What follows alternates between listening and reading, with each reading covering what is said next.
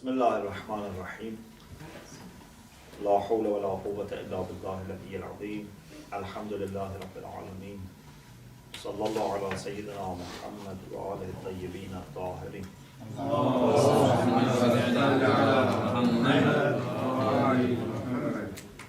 اللهم أخرجني من ظلمات الوهم وأكرمني بنور الفهم اللهم افتح علينا أبواب رحمتك وانشر علينا خزائن علمك برحمتك يا أرحم الراحمين. We have alhamdulillah finished the discussion about wafa or loyalty, and now from this week, maybe for a few sessions, we'll talk about how to study, how to do Mubāḥatha, and then inshallah we go back to the regular topic that we had. Today I want to speak about the significance of Mubāḥatha and some of the techniques that we should use in Mubāḥatha. In our traditional way of study,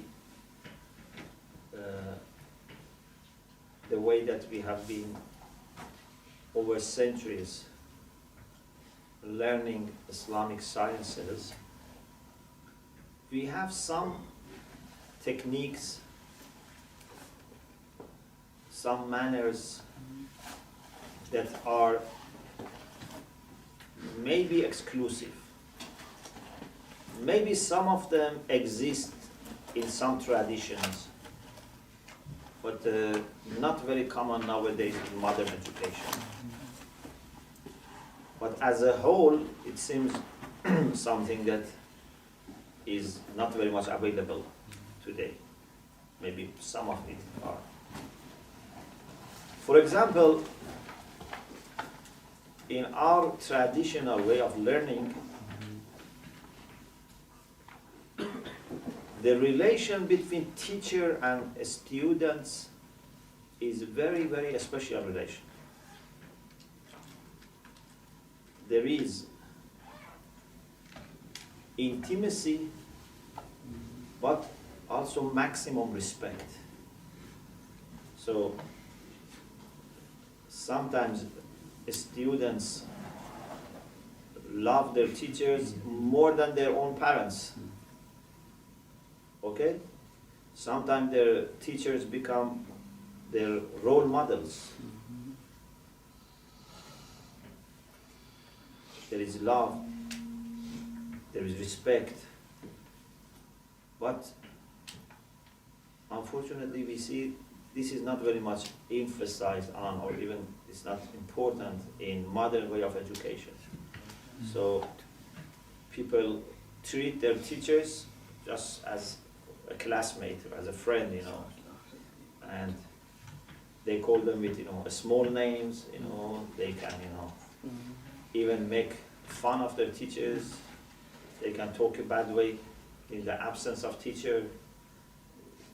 Basically, there is not that much respect. I'm not saying it's always just like this. I'm not saying that there are no, exceptions. But unfortunately, it seems that gradually this concept of respect and love for teachers is gradually disappearing. And we have to be very careful, because this is very important. We should be very grateful to our teachers, because it is through them that we receive knowledge from Allah subhanahu wa ta'ala. If you have reservations about your teacher, then it's better to choose another teacher. Yeah? Don't say, okay, I learned from him Arabic, I learned from him aqaid, I don't bother about his akhlaq or taqwa, relation with Allah subhanahu wa ta'ala. We cannot separate these things. If you want to learn Islamic sciences from someone, you should first make sure that this is a good character, this person has a good character, has taqwa, has sincerity, then you learn. Because learning from someone who is not reliable, from someone who is not pious, can be very destructive. You cannot separate between the topic and other things that you knowingly or unknowingly get from that person.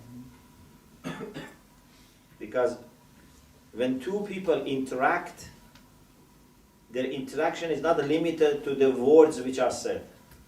First of all, inside the words, there are many, many things passed on that you don't understand. You know, I can teach you physics and mathematics, but inside them I can, communicate lots of things to you.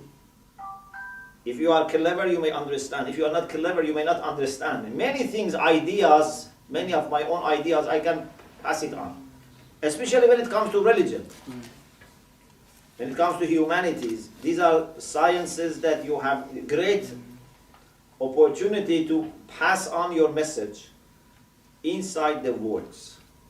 But apart from that, even if I myself have no intention of affecting you, my akhlaq has impact on you. My behavior has impact on you.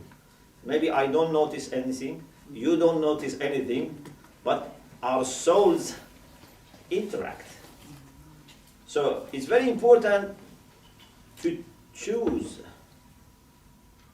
your teachers, to choose the people from whom you want to learn, to choose speakers. There is a hadith which says, "Man asqa ila natiqin faqad abadahu." The one who listens to a speaker is like worshipping him. It means that it's a very high status you give to someone when you bring him as a speaker. It's not something that you say, okay, we want to encourage these people, these are young boys, or girls, we want to encourage them, so we give them the member. If you want to encourage them, use other platforms. But when you give a speaker to someone and member to someone, this is very special. So, you choose your teacher based on inquiring, investigation, examination. But then after that, you have to respect and trust your teacher. You cannot become a student and keep thinking, should I, trust my teacher or not? Should I take his advice seriously or not? If you choose someone as teacher, then it means that you have already established that he is more knowledgeable than you, he has more experience than you, he has maybe more wisdom than you, so you trust. So, this is a very important aspect of our traditional studies.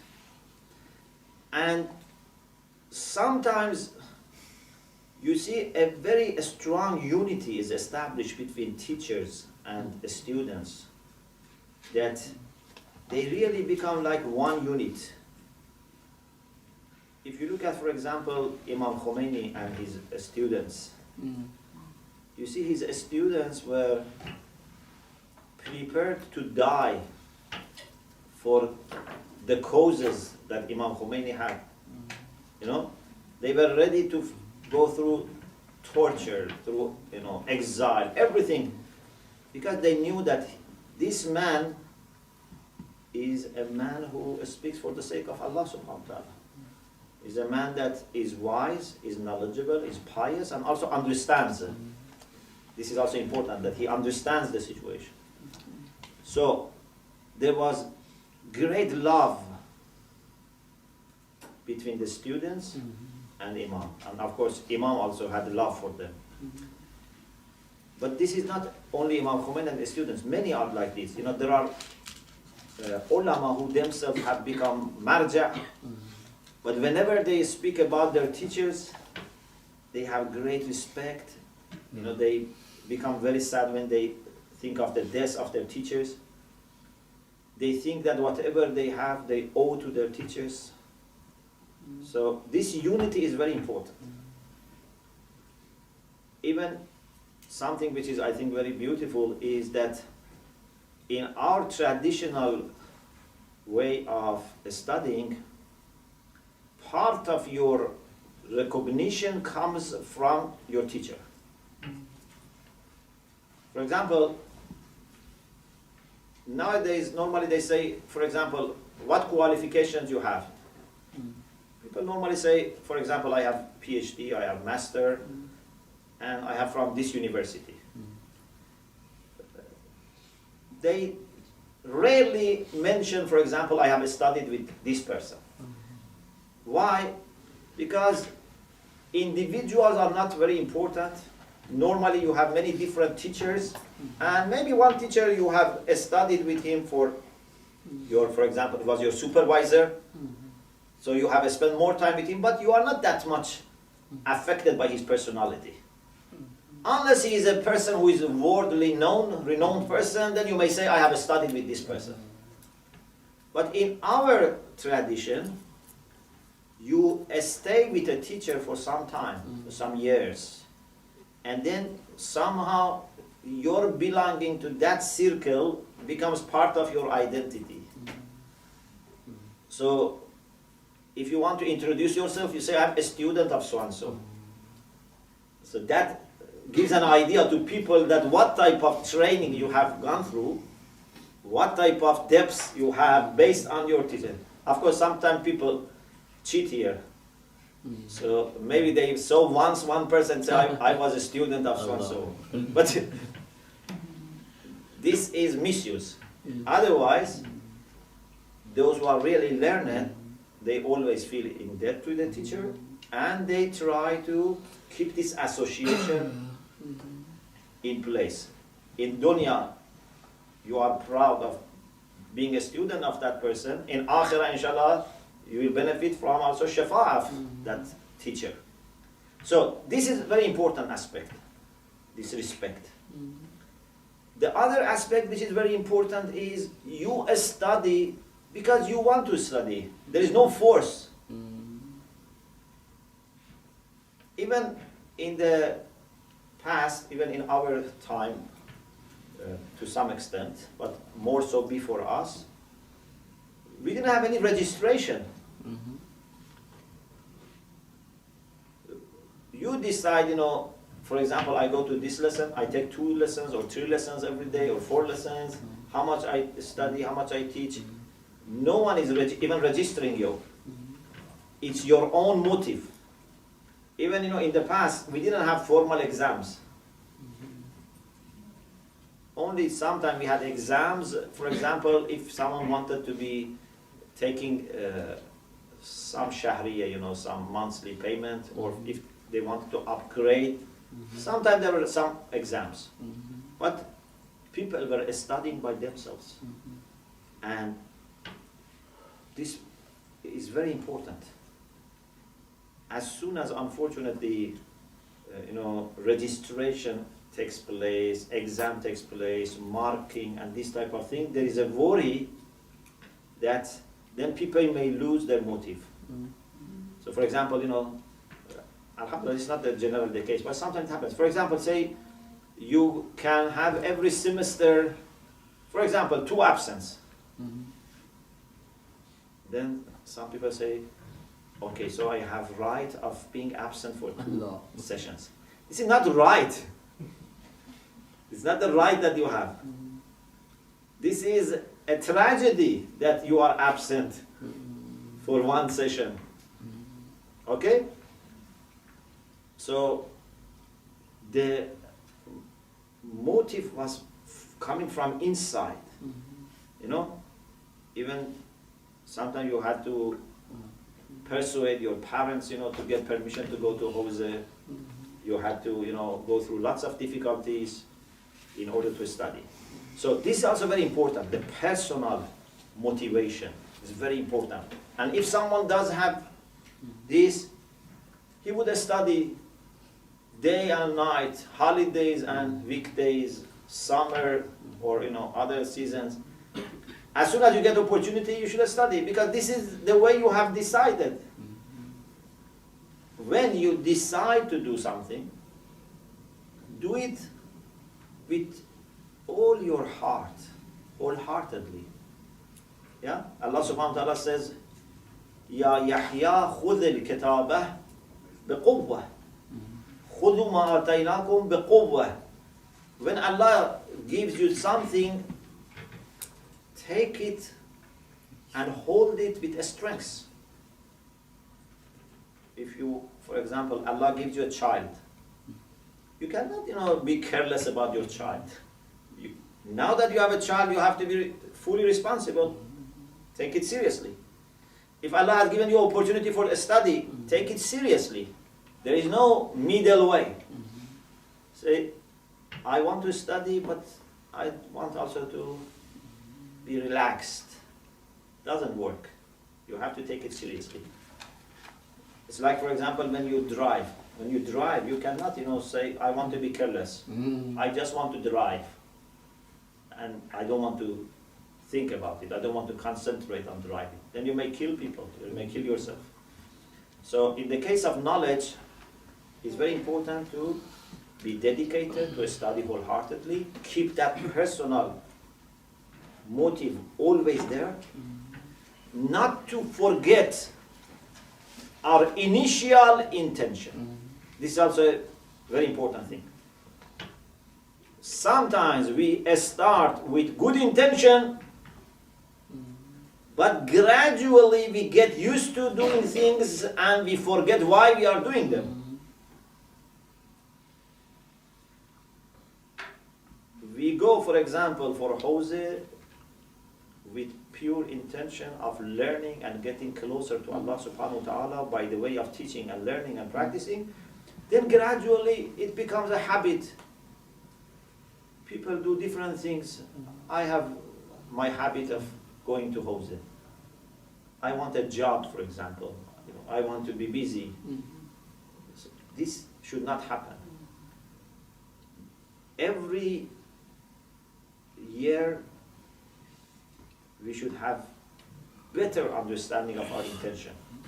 If there were doubts in the beginning, in future should be less. If there was no clarity, in future should be completely clear. Not that na'udhu billah is vice versa. First we are very fresh, very sincere, very alert. Then gradually everything becomes loose. Okay, these are some basic things that we have to remember. That we have embarked on a journey which is a journey that has history. We have not started Hawz, for example, in London for the first time in history. Yes? We have a tradition, a legacy, and we have to follow the example set up by our great scholars, by great leaders of Hawzas. Okay? And inshallah, if Allah subhanahu wa ta'ala keeps this tawfiq for us, He has given us tawfiq to join, but if He keeps this tawfiq for us to be part of this and also to inshallah grow, there can be nothing as valuable as this. There is nothing like this in the whole world, with the respect, all the respect that we have for other things, other activities, but nothing is like the learning and teaching. This is the job of the prophets, the job of Ahlul Bayt alayhim salam.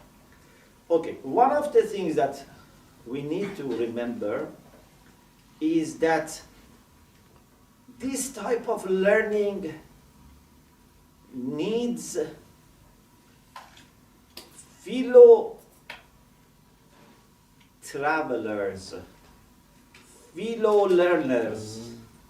It's a journey that we have to go together. It's very, very difficult. I'm not saying it's impossible, but it's very, very difficult to do it on your own. we need a community of learners. We need a circle of learners. We need teacher. We need other students. I don't know, have you noticed this or not? Had it not been other brothers and sisters around you who want to learn, you wouldn't have this experience that you have now. If you were just you and a teacher, it's not the same experience. It's like a person who goes to Hajj, and just on his own, or with one guy, or you go with a group. If you have a group who are prepared, who are kind, who are helpful, you can help each other, you can rely on each other, it makes the experience totally different. This journey that we have is a journey that we should do it together. Every person here is important. So, if you study properly, if you have good akhlaq, it's not only good for you, it gives positive energy to others. Even teacher benefits from good students. If a teacher comes to the class and has in front of him good students, the teacher gets inspired. If you in front of you there is no one, or there are people who are not, good students, your energy is drained. So, every person is important.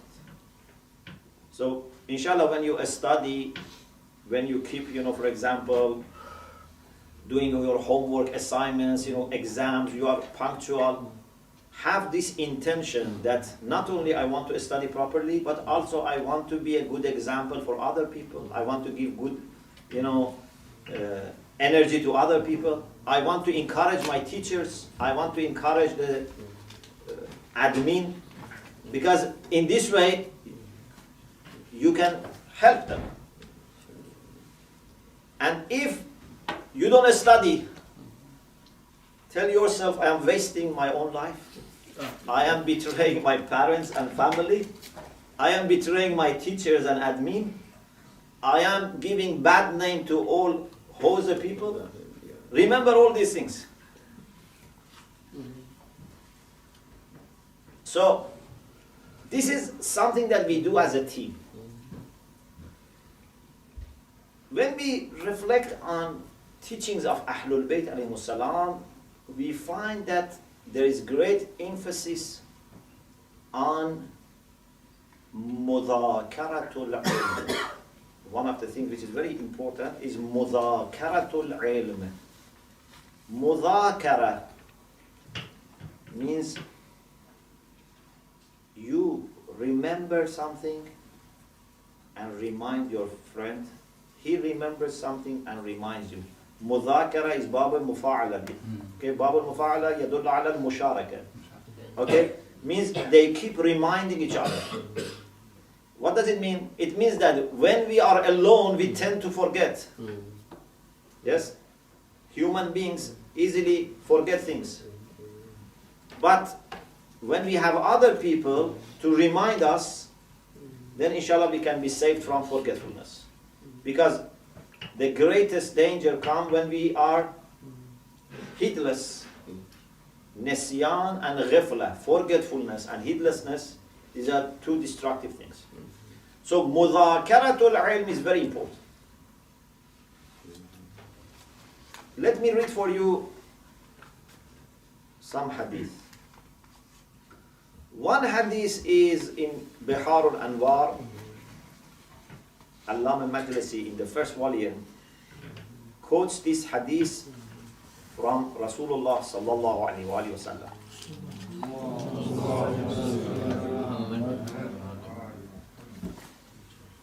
قال رسول الله صلى الله عليه وآله يا أبا ذر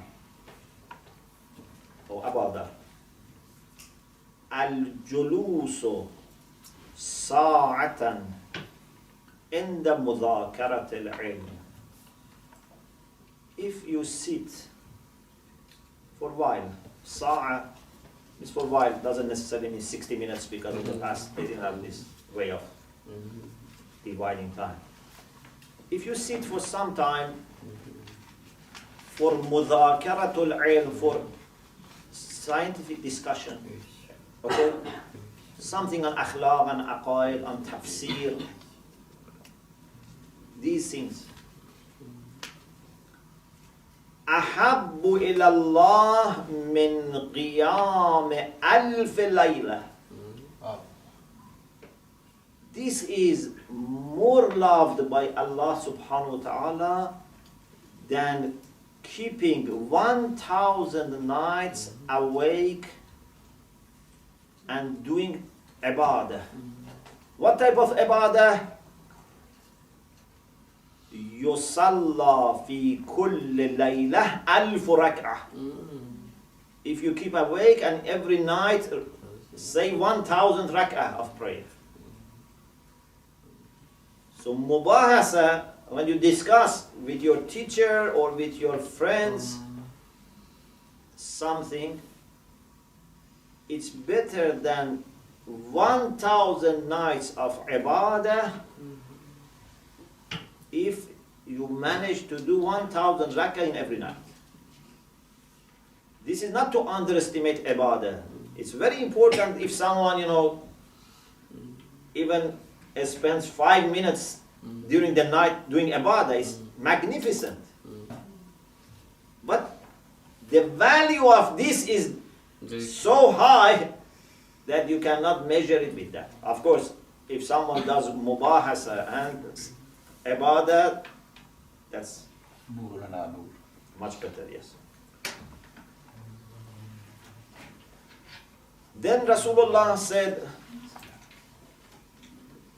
وَالْجُلُوسُ السَّاعَةً عِنْدَ مُذَاكَرَةِ الْعِلْمِ أَحَبُّ إِلَى اللَّهِ مِنْ أَلْفِ غَزْوَةٍ. If you sit for learning and discussion, Mudhākarat, discussing, it's better than 1,000 battles that you take part.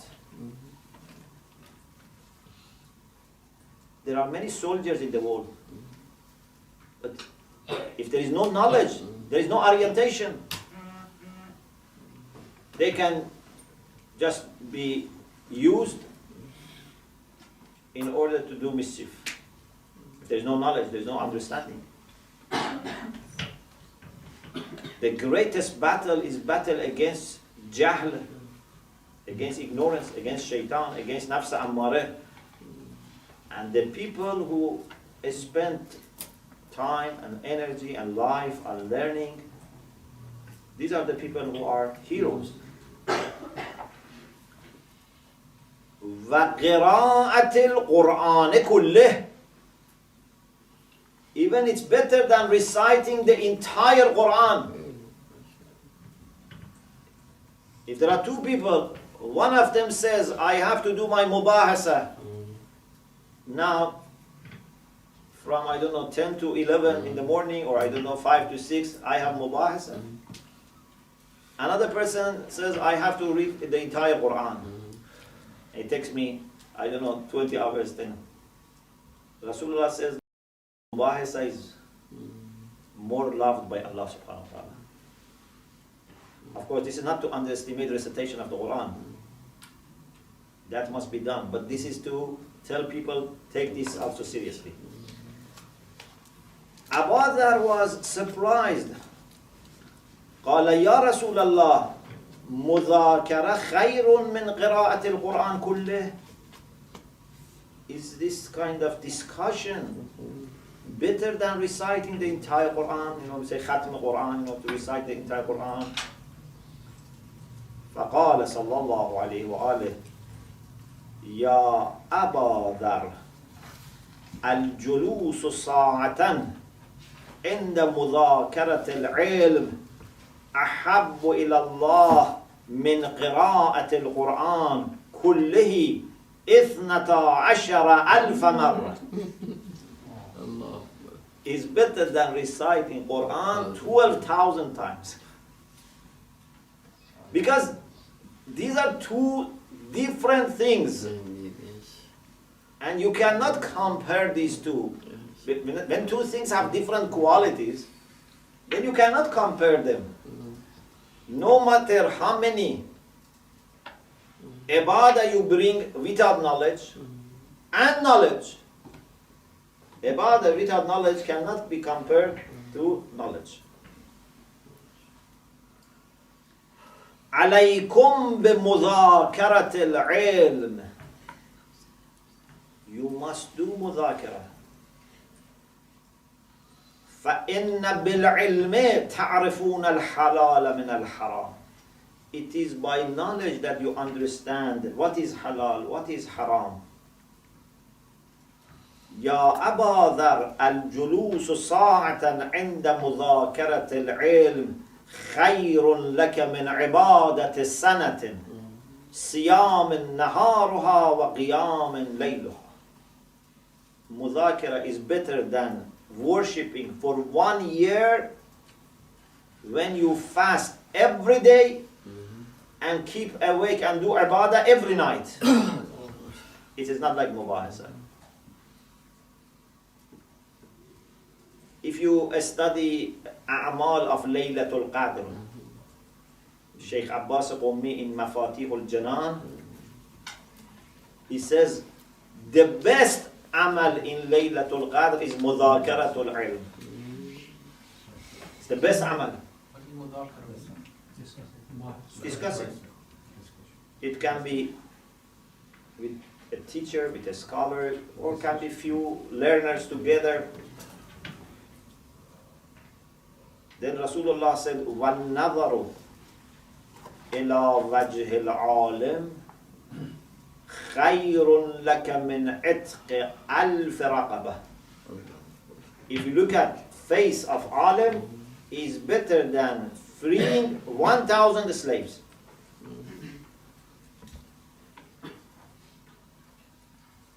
In another hadith, Imam Baqir alayhi salam said, تذاكر العلم دراسة.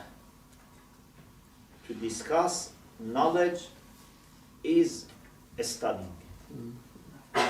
Maybe this means that studying cannot come without this discussion.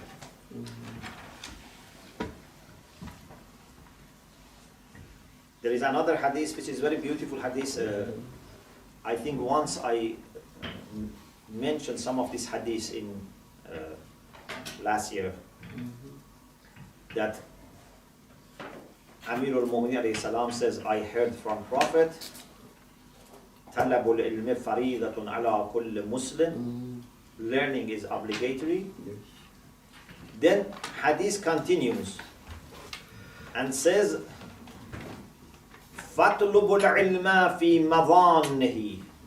Seek knowledge in its proper places. When you want knowledge, go to proper place. Don't get knowledge from dirty sources, polluted sources, from black market, from those who smuggle. Take knowledge from proper sources. وَاقْتَبِسُوهُ مِنْ أَهْلِهِ. Seek it from its people. So proper place, proper people. فَإِنَّ تَعَلُّمَهُ لِلَّهِ حَسَنَةٌ. Learning knowledge for the sake of Allah is hasana. Is a good act. وَطَلَبُهُ عِبَادَةٌ. Seeking knowledge is ibadah. وَالْمُذَاكَرَةُ فِيهِ تَسْبِيحٌ. When you do Mubāḥatha, it's tasbih. It's glorification of Allah. وَالْعَمَلُ بِهِ جِهَادٌ. If you act upon your knowledge, it's jihad. وَتَعْلِيمُهُ مَنْ لَا يَعْلَمُهُ صَدَقَةٌ. When you teach what you know to someone who doesn't know, this is charity. وَبَذْلُهُ لَأَهْلِهِ. When you share your knowledge with those who qualify, those who are, people that should be taught, قُرْبَةٌ إِلَى اللَّهِ تَعَالَى. This is taking you nearer to Allah subhanahu wa ta'ala. So, Mubāḥatha, Mudhākarat, Tadhākur are very, very important. The last hadith, Imam Baqir alayhi salam is quoted as saying, Rahimallahu abdan ahya al-'ilm. May Allah's mercy be upon a servant of God, abdan, who revives the knowledge. Ahya al-'ilm. قلت وما إحياؤه. I told Imam Baqir alayhi salam, how can knowledge be revived? How can we revive knowledge? قال أن يذاكر به أهل الدين وأهل الورع. When you discuss knowledge with the people who have piety, people who have faith, this is إحياء العلم. If you hide your knowledge, if you don't share it with people, you have killed the knowledge. Or if you share it with the people who are not good people, you have destroyed knowledge. But when people who have taqwa, they talk about knowledge, they exchange knowledge, they share with each other knowledge, they discuss, this is ihya'ul ilm. This is revival of knowledge. So, this is why it's very important to be always circles of knowledge, not, like drops. Drops, if they are left as drops, quickly they are dry out, evaporate. But you have to join. I am sure if you were, for example, going to study by yourself, maybe 80% of you would not have studied what you have studied in the last 2 years. 80% if I wanted to do ihtiyat, otherwise I would say 99%. But now that, alhamdulillah, we are together, we get energy from each other. If I am not going to go to the class today, I say, look, there are brothers and sisters who are going there. What is wrong with me that I cannot go today to the class? If I cannot prepare for exam, I say, there are many people who do this. Why I cannot do this? So I get energy from other people. Maybe they also think the same way. So we are giving energy to each other. But if we were alone, then we would easily be victim in the hands of shaitan, playing with us and not letting us to win this battle against jahl, against ignorance. So, ihya'ul ilm, revival of knowledge, is when you discuss knowledge with people who are pious. This is ihya'ul ilm. Okay, Mubāḥatha is one of the very important styles or manners that we have for learning. Although even our teaching sessions is Mudhākarat, because the teacher comes and discusses, and even there is interaction. I am not very much in favor of people teaching themselves, unless for basic things. Because when you teach yourself, there is great opportunity or chance for confusion. You think you have understood, but then you realize that you have not understood. There are two things. One is that when you study, you should have privacy, concentration, not distraction. This is one thing. But to teach yourself a new discipline, a new science, I'm not saying it's impossible, but I'm not encouraging people. I say as long as you have chance to attend lessons, try to attend lessons. Don't say, it's easier for me, why I should pay petrol to go to Jose. I sit at home and read these books. These are in English and I can understand. Maybe you can understand 60%, 70%, but there are 30% that you don't understand. And sometimes you think you understand, but you misunderstand. Especially when it comes to subjects which are difficult. There is great chance of confusion. So, I am not telling people who have no access to stop learning by studying themselves. No. You try what you can. But I'm saying, when you have a better option, don't go for the second option. Okay? If you can attend a live session of learning, don't say, I listen to it online. If you can listen online, don't say I listen to the recorded. Because even live session online is better than recorded. If there is recorded lecture, don't say I study myself. So there are different levels. As long as you have opportunity to benefit from higher level, don't go for the lower. But I don't think there is anyone in the world who has no opportunity for learning.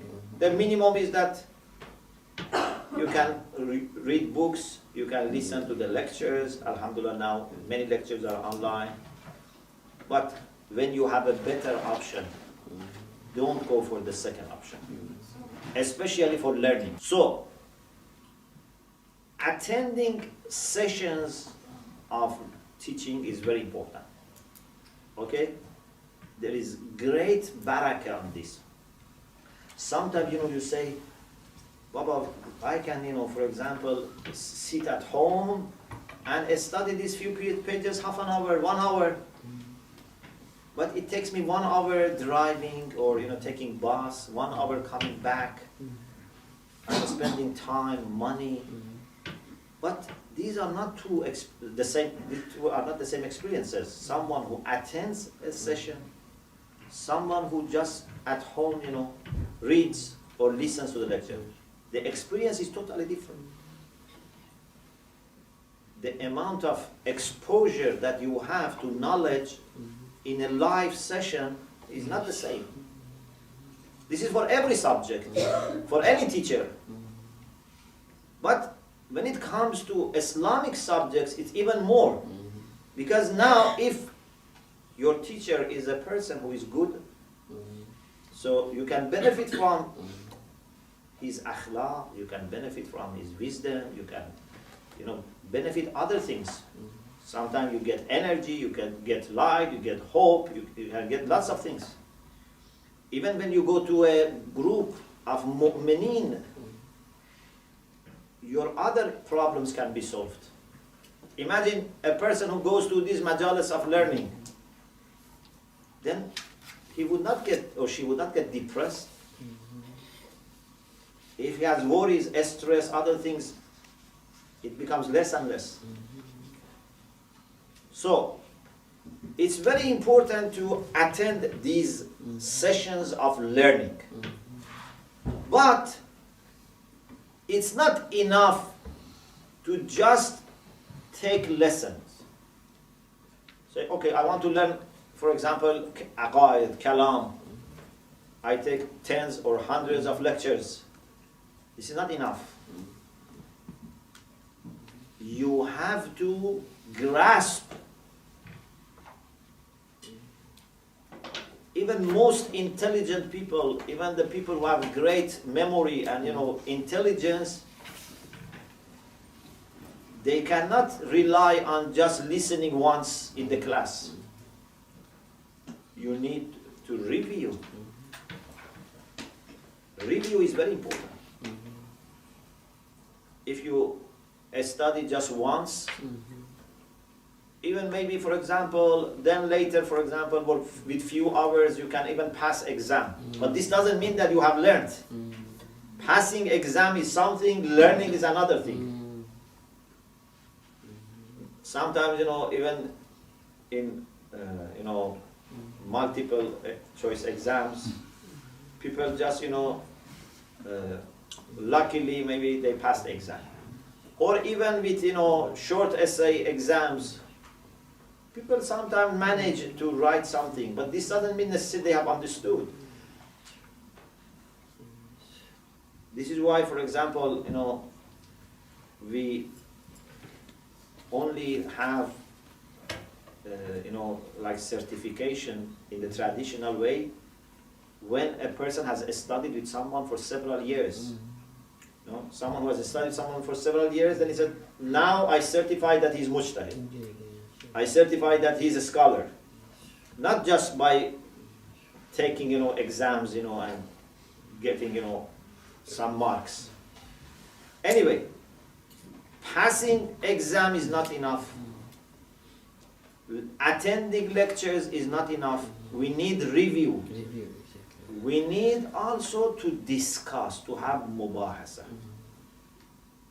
What is Mubāḥatha and why we need to do Mubāḥatha? These are two questions. We mean by Mubāḥatha this. First, let us clarify what we mean by Mubāḥatha. By Mubāḥatha we mean that with some of your classmates, hopefully you have classmates. Sometimes you don't have classmates, okay? Then maybe, for example, you ask someone else to do Mubāḥatha with you. Maybe, for example, your husband, your wife, your brother, sister has already studied these things. So you say, can you do Mubāḥatha with me? But the best is if they are classmates, they attend the same lectures. Because maybe you didn't understand something properly, he or she understood properly. But if one of them is not attending the class, it's not good, Mubāḥatha. It's better to be attending the same class and be classmates. Yeah.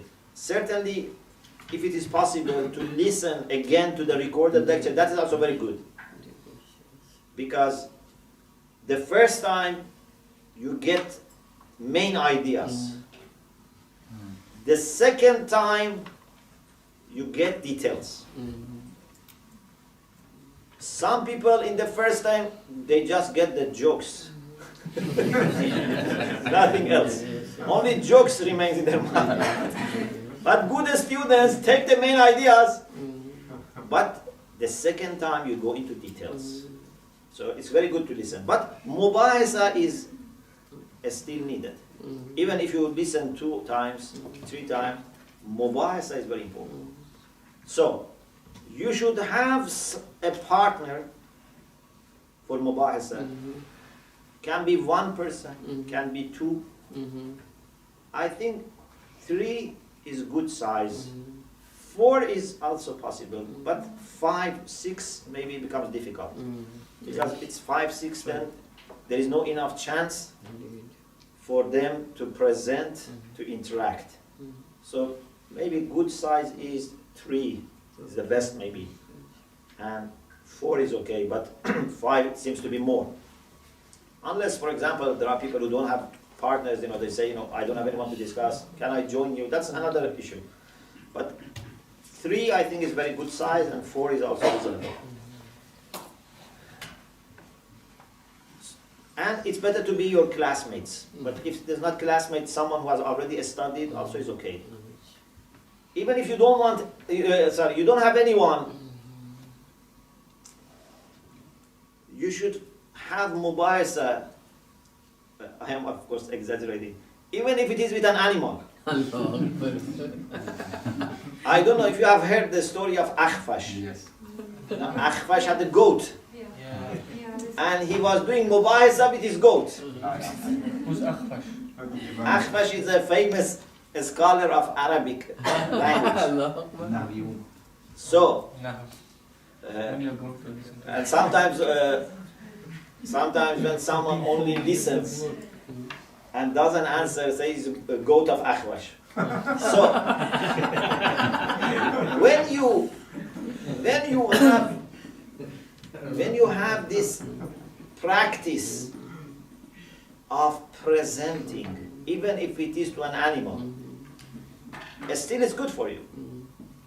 Yeah? Because when you take the lesson, you review it, you study it, but you don't present it, still it's incomplete. When you want to present something, then you realize whether you understood or not. The people who can present something means that inshallah they understood. Of course, there are some people who are clever. They present things that they didn't understand.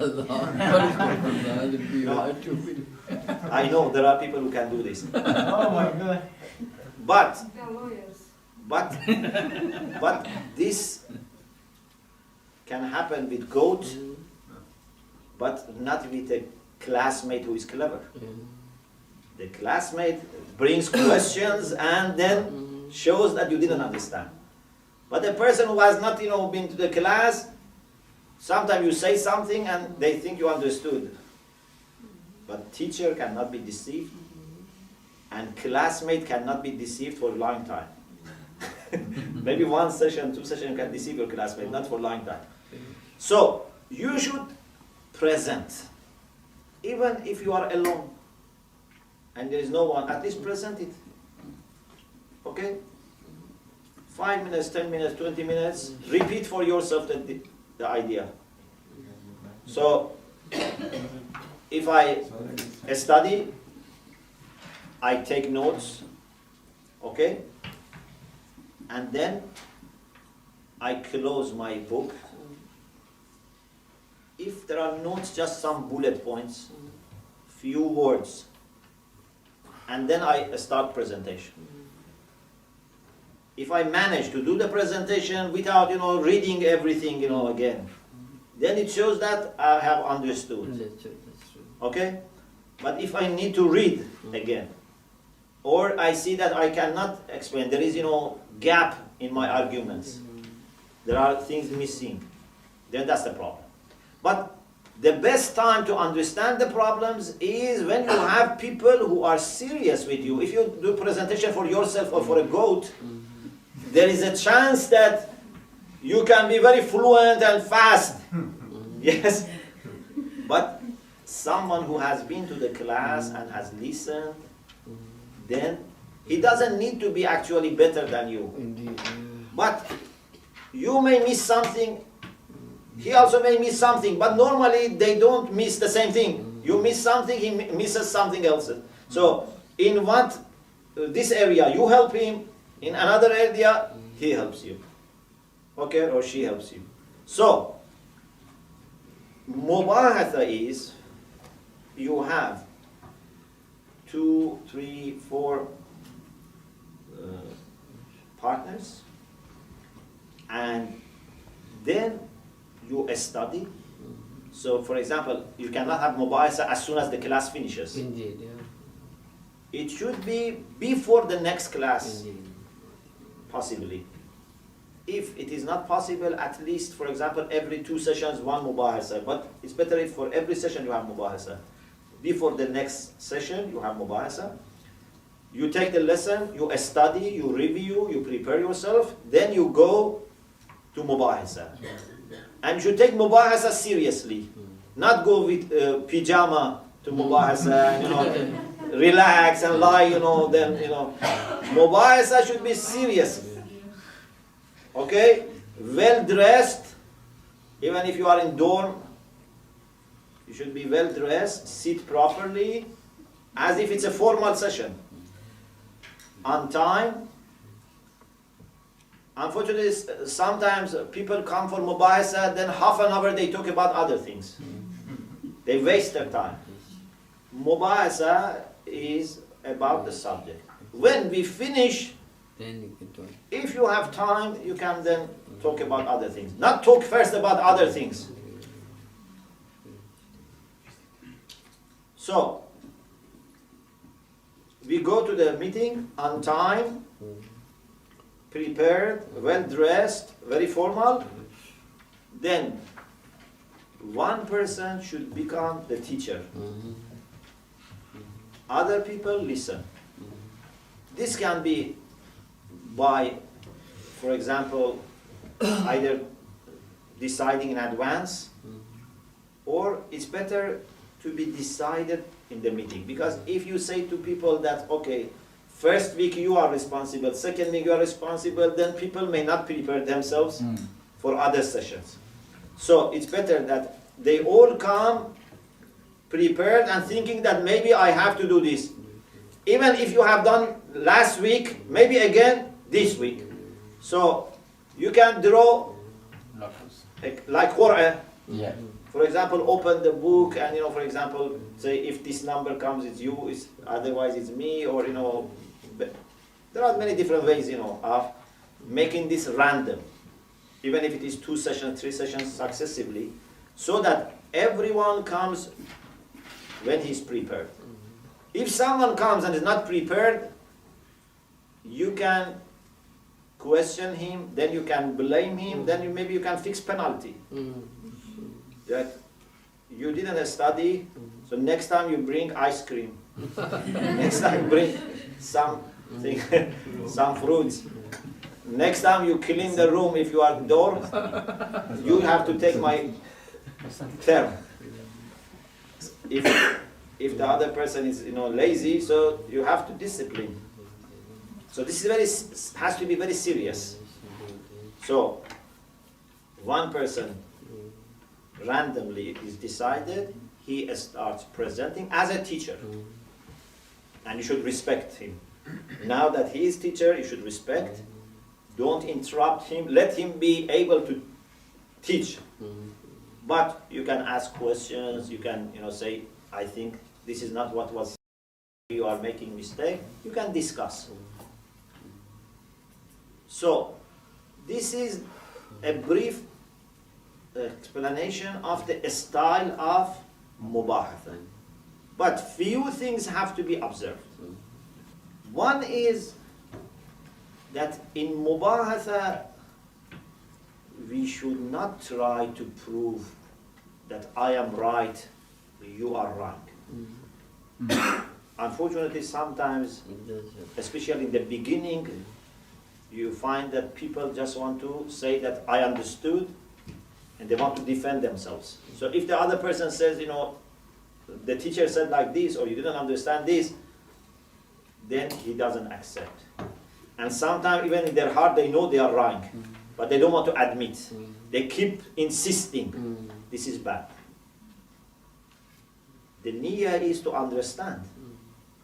So if I make mistake and my friend, my partner in Mubāḥatha says, you are mistaken, I have to accept. So it's a good also a spiritual practice. Imagine if every day you have Mubāḥatha and in this way you practice admitting your mistakes. You practice accepting what other people say, then inshallah in your life will become like this. Then tomorrow you can accept truth from any person. So this is very important. We are not there to prove that I am right, you are wrong. We are there to understand haqq. We are there to understand better. If you teach me, I am in debt to you. Okay? And the beauty of Mubāḥatha is that they can be equal. Or even maybe, for example, a person who is normally getting better marks can learn from a person who is not that intelligent or that does not that sharp.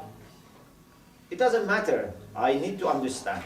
Most of your questions should be answered by yourself, if not in Mubāḥatha. Only maybe few percentage remains for teacher. You know, Allāma Tabatabai rahmatullah alayhi, he was doing even pre-study, pish mutala. You know pish mutala?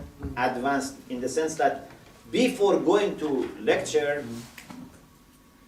he knew that, for example, his teacher is going to teach today Am and Khas. He was himself reading the book and commentary, thinking, making everything clear for himself, then attending the lecture to make sure that what he understood is correct. This is proper way of study. But at least if you don't do pre-study pish mutala, at least after lesson, take time, do mubāḥatha, do mutala'a. If a question remains that you and your partners cannot answer, then you can ask the teacher. Or if you have understood but you are not sure, you think maybe I misunderstood, so you ask the teacher. And teacher should make time available for you to answer. But it's very important that to learn to find out answers for your questions through mutala'a and mubāḥatha. Not that everything that comes to your mind, you ask the teacher. Because many of these questions can be simple questions. So, we should be prepared for acknowledging our mistake, accepting the truth from our friends, not being insisting on our positions. We should be happy to be criticized. It's a beautiful practice. You know, I think these politicians, you know, that they have, you know, debates in parliament, you know, other places, this cannot be without training. You know, they discuss very serious issues, but they don't get angry. They are very cool. Because if they get angry, they cannot argue properly. They can, you know, be then offending each other. They try to be cool. But this means they have been to training. You know, I always remember once there was a meeting. This is my last point, inshallah, we continue next session. There was a member of one of the political parties a few years ago. And many people asked him, you know, serious questions, criticized, you know, his party policies. And I was very amazed. He was very cool. Imagine you are in a room, everyone criticizes you, and he was very relaxed. Very, very relaxed. And I told myself, this comes with training. Unless you are trained, you cannot be like this, you know, because you think that people are offending you, people, you know, want to insult you. But if you are trained, you know that, no, you should take this very simple. So, mubāḥatha is a very good practice for being able to receive criticism. But don't interpret this as a kind of attack. This is your friend. But when you are used to receiving criticism from friends, then inshallah you can receive criticism even from people who are your opponents. If you don't receive this criticism from friends, then how you are going to develop that habit of being open to criticism? It's difficult. So, this is also very important, to be ready to welcome. For example, if you go to Mubāḥatha, you speak and your friend doesn't say anything. You must not say this is a good day, he didn't ask any question, he didn't make any criticism. No, this means that this was useless. If he asks you a question, if, you know, he puts you in the corner, you have to struggle. You know, a good partner is the one that you know that without preparation you cannot go to Mubāḥatha with him or her. Because he would find out my problems. So you have to find people who are intelligent, who are clever, who study, who are critical. These are best people. If you find, you know, people who are very passive and, you know, very shy and they don't say anything, then you are not going to learn. there are other things that inshallah we discuss next session. We pray to Allah subhanahu wa ta'ala to keep for us this blessing of being involved in learning and teaching, and inshallah include us among the learners, among the people that they use every opportunity to add to their understanding and to their love for Allah subhanahu wa ta'ala.